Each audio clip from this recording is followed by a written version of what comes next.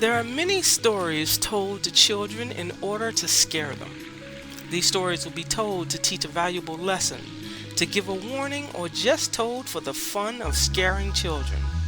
A lot of scary stories told to DC kids were told by camp counselors from summer camp.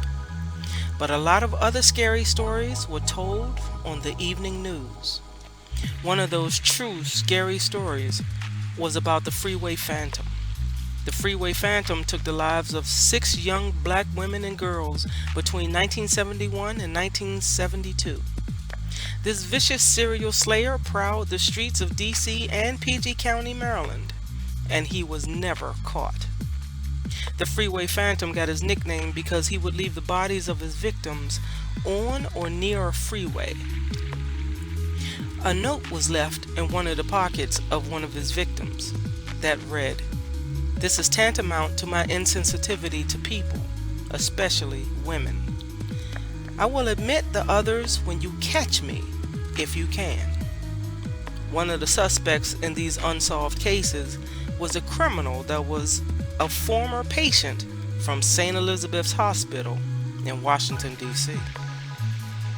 Another DMV urban legend is the case of the Bunny Man. The Bunny Man was an adult man in a full-body bunny suit with a hatchet in his hand, slaying young people near a bridge in Clifton, Virginia. Journalist Matt Blitz tells the story as he heard it as a teen. The story starts in 1904, where there was an insane asylum not too far from the bridge. The Clifton residents didn't like the idea of mental patients near their new homes, so they had it shut down, and all the patients from the asylum were taken by bus to Lorton Prison. On the way to Lorton, the bus swerved and crashed.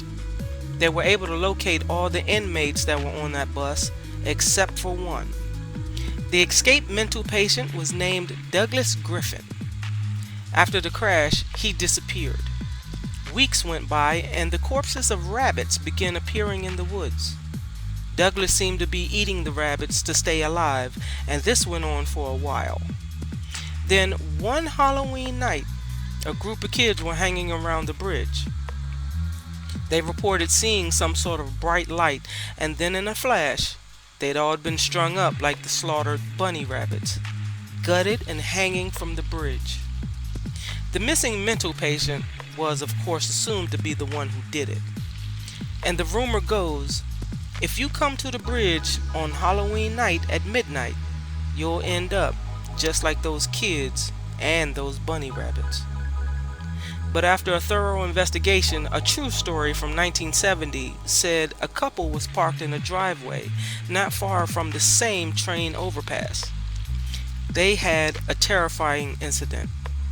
Someone appeared suddenly and then yelled something having to do with trespassing, and then threw a hatchet at their car. They didn't get a very good look at the person. They said he was dressed in white or light colored clothing, and may or may not have had something on his head. When the story made the newspapers, that something on his head became bunny ears. And from there, historians said, the story started to morph quickly into a horror story. Within a few years, children were telling the stories about a man in a bunny suit chasing kids through the woods with a hatchet. What makes the Bunny Man story unlikely, for one, there was never an insane asylum in Clifton, and for another, 1904 was way too early of a time for buses to normally be on American roads. The story of Old Man Clutch was a scary story from camp counselors and would change depending on who told the story. One story told that Old Man Clutch was a Confederate soldier who literally lost his head in the Civil War. So ever since, he has made it his mission to get even by scaring the daylights out of children who went to camp.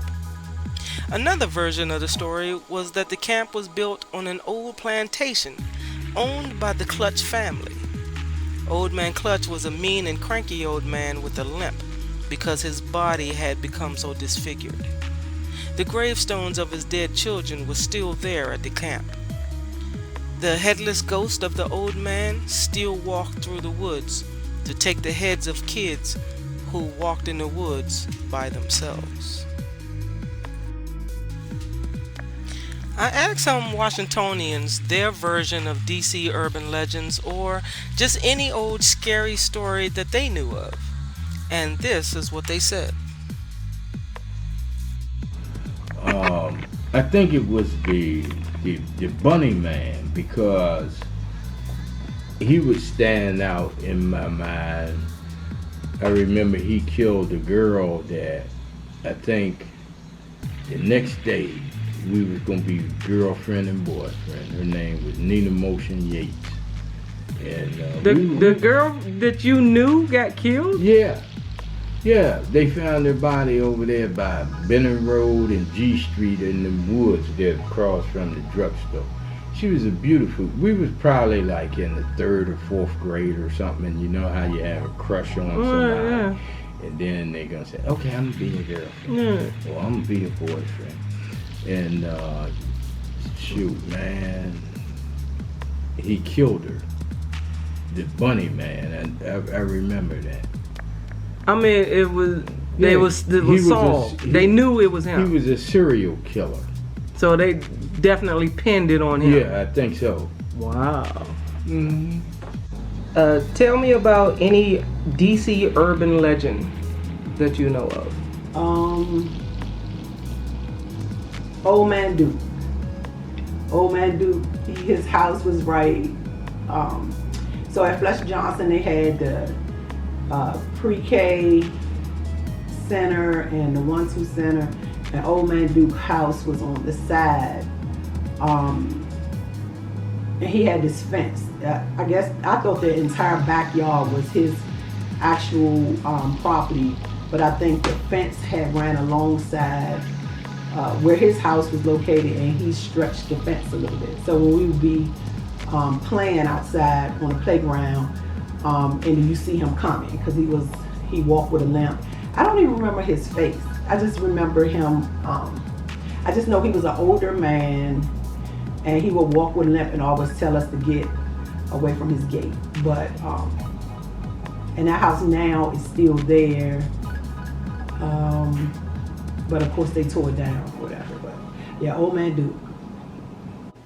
We did have a lady when we went trick-or-treating on Halloween that we were afraid to go past her door because she always hollered out of her window that she was going to get us. And so we were scared to go through the little court that was near her house, her apartment building. That's the only one I know about. And that's the one you knew about personally. Right. Which urban legend do you remember? The Bunny Man, Freeway Phantom, what's that other one? Them the only ones I can recall right now. So what was the story of the Bunny Man? Well, then they had, I'm telling you, I was young, so I can't tell you. But what do you remember when you were young? What did they tell you? They just said we couldn't go outside. My mother was the main one. We couldn't go outside. We all had to stay together. Nobody go nowhere separately. And yeah, just basically walk in the crowd. And if you meet somebody, nobody goes off nowhere. What scary stories do you remember from your childhood? The DMV had a lot of scary stories, some with a grain of truth, and some were headline news. Remember to keep your kids safe by keeping them close, and tell them the story of the mean and nasty people to stay away from. And don't become a part of an urban legend. Remember to click the like button and hit the subscribe button so you can see me and more future videos. I'm Dickie D, your DC tour guide, and I will see you in my next video.